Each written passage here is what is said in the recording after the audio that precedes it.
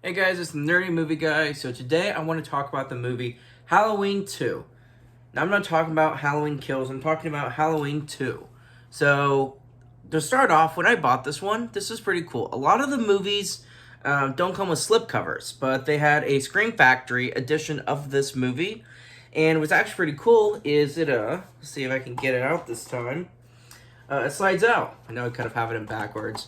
But it actually doesn't come with just slipcover. It comes with its own box that it comes in. So this was pretty cool to have, not going to lie. I wasn't expecting it to come in this sort of packaging. Like I said, a lot of the movies that have a slipcover just won't have one when it arrives. So it was cool to get this. And Halloween 2 is one of those things where I didn't know anything going into this one. But I was pleasantly surprised. I don't think it was as good as the original. That's just my opinion. But it was a fun movie. It's a fun movie, and I think what this movie kind of had that the original didn't is they took a chance on a big plot twist toward the end. Now, I have some friends who enjoy horror movies, but I honestly haven't heard a deep dive opinion on this movie's plot twist. So I don't know if the general basis or the general consensus of the plot twist is that people did or did not like it. I don't know. I thought it was alright. I know they make a lot of movies, and there's a lot in this franchise, but for an original plot, or at least the script for this movie, I appreciated a plot twist. I don't know if they're going to continue or hold that in the later movies, but it was fun. It was pretty cool. And this movie kind of starts off exactly where the first one left off. And so I thought that was pretty neat. It kind of just builds the suspense of Michael Myers. During the last movie, you assume he's defeated. And in the beginning of this one, you realize, oh no, he's not.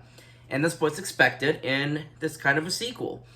And what was pretty cool is in the first one, most of the movie takes place throughout this neighborhood, where the main character lives. So in this movie, once you get past, I think the first 15, 20 minutes, most of the movie takes place in a hospital. So it was a different setting, and like I said, guys, I haven't seen a lot of horror movies. I'm still playing catch up with the classics, with the modern classics, but I haven't seen a horror movie yet that takes place mostly in a hospital. Now, there are things to be said about this. Maybe there are things you guys can nitpick. For example, in this hospital, there seems to only be one patient in the entire hospital. And for someone who's visited hospitals before, I know even late at night, the lights are usually on, or at least when I visited. And in this movie, the lights are usually all off, probably to build the suspense. But only having one patient, just a couple of employees, and all the lights being off, it just didn't have that realistic feel, which I get. It's a horror movie, it's a movie. But it's just one of those things that for somebody who's been in hospitals before, it's just immediately noticeable. So this wasn't a problem for me. It wasn't distracting, but it was almost there. So that's just one of those things. If this doesn't bother you, then you're probably going to enjoy this more than I did, just because it was just the slightest bit distracting. But overall, I thought the kills were pretty clever. It was a little different than the original. They took a chance doing something different.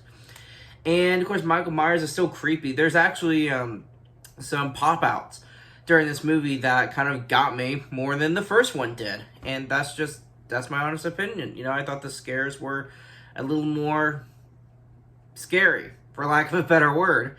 And so it was a fun movie. Like I said, I liked the first one better, but this one was a fun sequel. Like I said, it took some new kills. It was in a new setting. It had a plot twist toward the end, so I appreciated what they did with this movie. So I kind of can't wait to see the rest of them. I haven't heard a lot of great things, but I'm going to check it out anyway. So overall, for 2 for 2, I'm enjoying this franchise, and I can't wait to see where the rest of the movies take. So thank you guys so much for watching.